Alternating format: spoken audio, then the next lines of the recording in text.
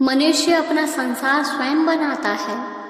पहले कुछ मिल जाए इसलिए कर्म करता है, फिर बहुत कुछ मिल जाए इसलिए कर्म करता है, इसके बाद सब कुछ मिल जाए इसलिए कर्म करता है। उसकी ये तृष्णा कभी खत्म नहीं होती। जहाँ ज़्यादा तृष्णा है वहाँ चिंता स्वाभाविक है। जहाँ चिंता है वहाँ कैसी प्रसन्नता, कैसा उल्लास। यदि मनुष्य की तृष्णा शांत हो जाए, उसे जितना प्राप्त है उसी में संतुष्ट रहना आ जाए, तो वह कभी भी अशांत नहीं रहेगा। मनुष्य अपने विचार और सोचने का स्तर ठीक कर ले तो जीवन को मधुबन बनते देर नहीं लगती। हमारा जीवन भी एक वृक्ष के समान है। हम जन्म लेते हैं, बढ़ते हैं और एक दिन नष्ट हो जाते हैं। हमारा जन्म लेना और नष्ट होना ये प्रकृति के हाथ में है। संपत्ति का उत्तराधिकारी एक से अधिक हो सकता है, लेकिन कर्म का उत्तराधिकारी केवल हम स्वयं होते हैं। मनुष्य के हृदय को किसी भी चीज से भरो, वो खाली ही रहेगा। मनुष्य का हृदय को किसी चीज से नहीं भरा जा सकता। वो धन हो, पद हो या ज्ञान हो, उसे किसी भी चीज से भरो वो खाली ही रहेगा, क्योंकि वो इन चीजों से भरने के लिए बनाया ही नहीं गया है।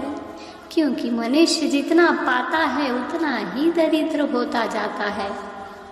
हृदय की इच्छाएं कुछ भी पाकर शांत नहीं होती, क्योंकि हृदय तो परमात्मा को पाने के लिए बना है। इसलिए सिर्फ अपने शरीर को मत संवारो, इसे तो मिट्टी में मिल जाना है।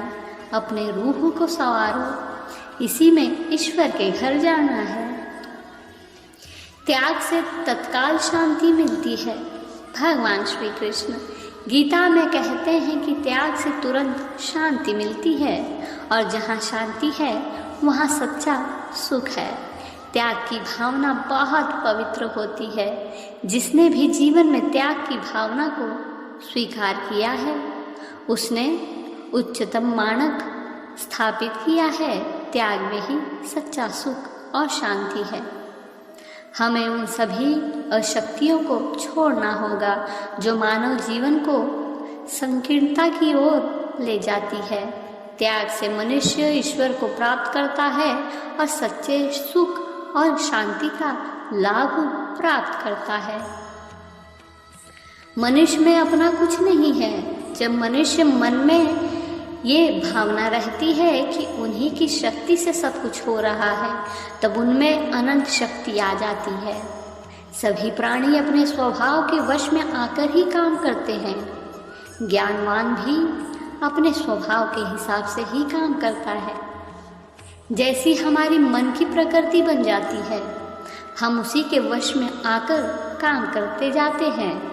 आलसी इंसान आलस्य में रहता है, लेकिन जिसका स्वभाव दिन भर काम करने का हो, उसे आप खाली बैठा नहीं सकते।